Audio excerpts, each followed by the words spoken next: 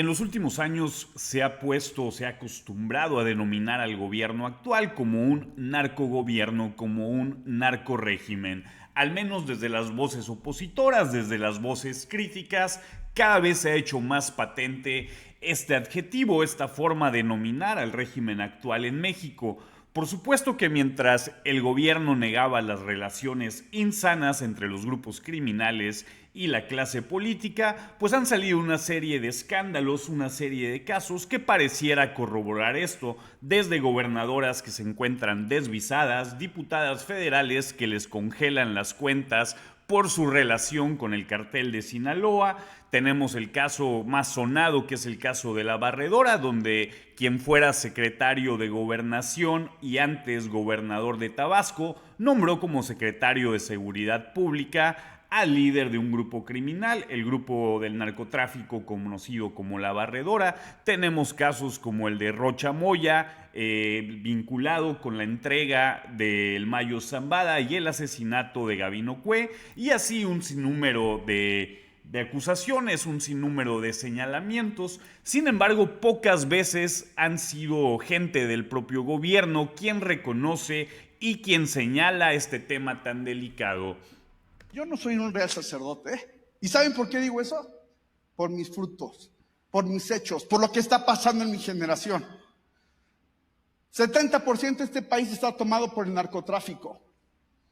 ¿Quiénes gobiernan a los presidentes municipales? ¿Los presidentes municipales gobiernan al crimen organizado en este país? No nos engañemos. El crimen organizado pone a los presidentes municipales.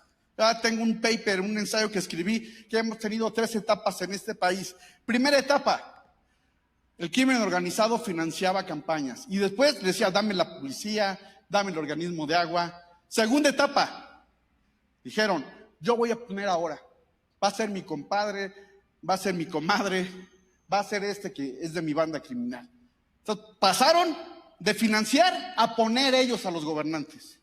La tercera etapa que estamos viviendo, ellos son los gobernantes. Y está pasando en nuestra generación.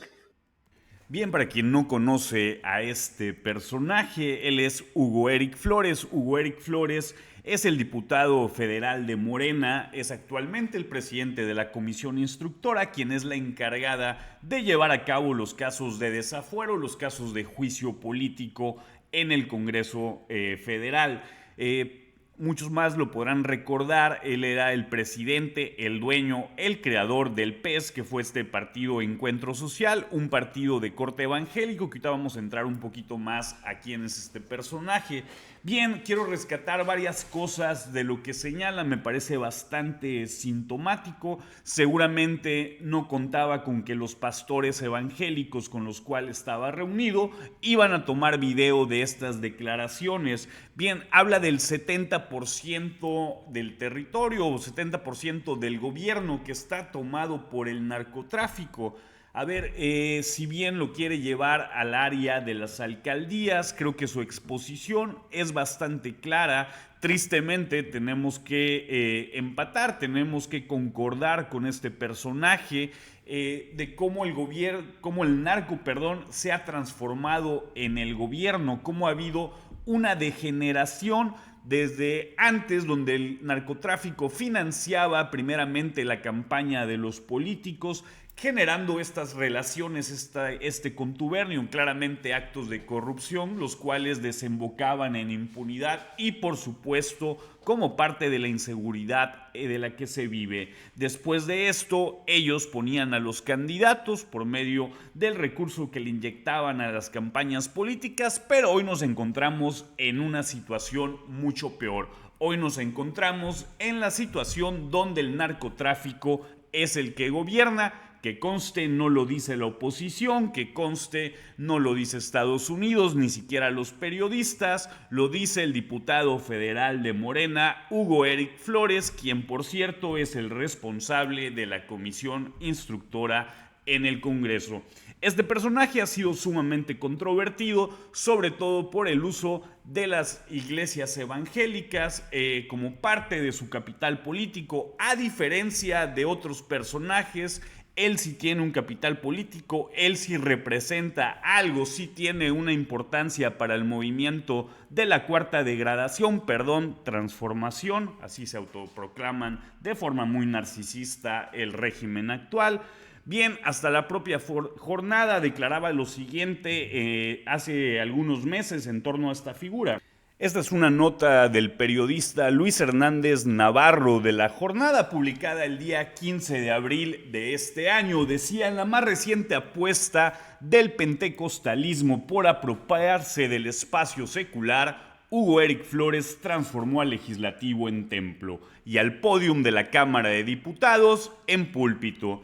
En el recinto, el representante de Morena arengó a pastores y creyentes evangélicos que exclamaban amén en cada ocasión en que mencionaba a Dios o decía algo religiosamente trascendente. Decidido a pisotear el Estado laico, convocó desde allí a la Marcha por Jesús.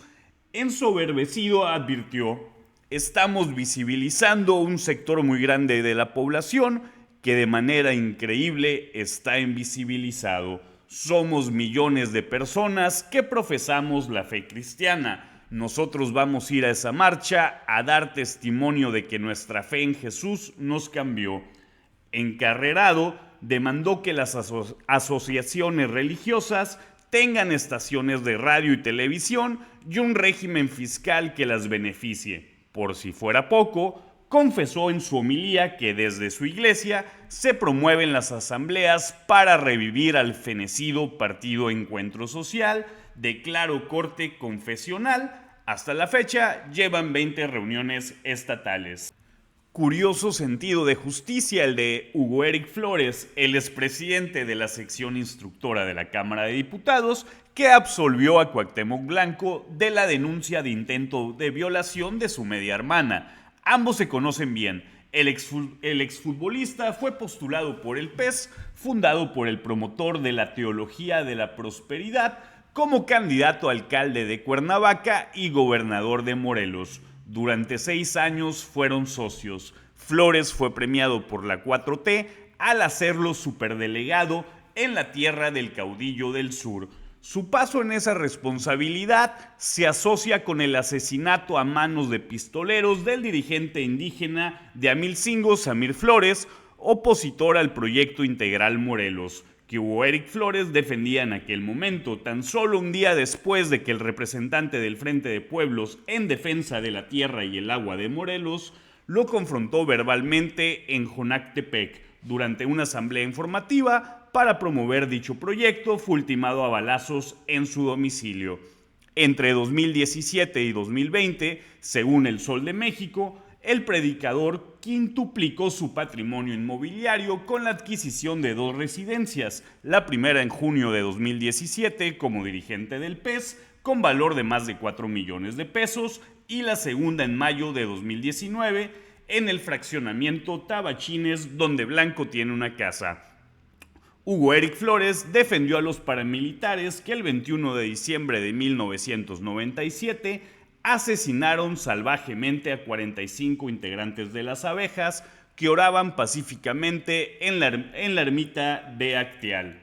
Bien, si bien la nota es mucho más abundante y nos habla de esta oscura trayectoria de este personaje, aquí hay algo que quiero dejar muy en claro. Más allá del tema religioso, más allá de la fe que se pueda o que se deba de tener, es sumamente peligroso cuando se utiliza la fe, la espiritualidad de algunas personas como herramienta, como instrumento político. La historia demuestra que cuando la religión se mezcla con el poder político, las libertades individuales terminan siendo las primeras víctimas. El Estado, que debería servir a todos por igual, se convierte en instrumento de una fe particular, imponiendo dogmas donde deberían existir derechos. Mantener la religión fuera del Estado no es un ataque a la espiritualidad, sino una defensa a la pluralidad.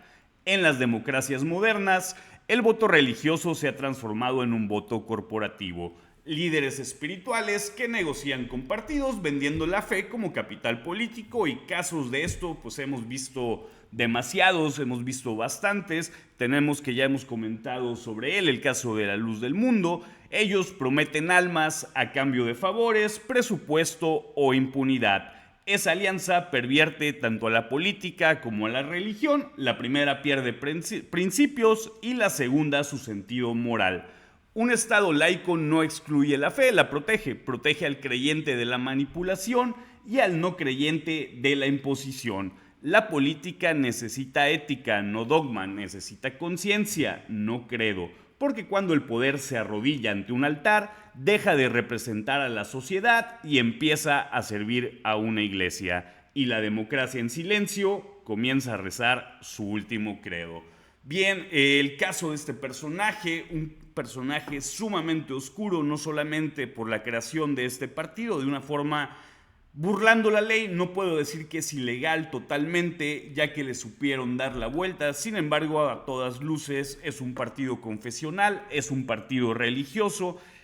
Por otro lado, así como en el caso de Cuauhtémoc Blanco, se tiene plenamente documentado una serie de escándalos de este personaje, por lo cual me hace pensar que si alguien puede hablar, que si alguien tiene conocimiento de qué tan involucrado está el narcotráfico, qué tan penetrado está el narcotráfico dentro del gobierno, pues es el propio Hugo Eric Flores, quien por cierto hasta ahorita no ha hecho nada en torno al juicio político de Adán Augusto por sus nexos con la barredora. Pues bien, espero que les haya gustado este breve video. Si es así, deja tus comentarios, tu like y suscríbete al canal.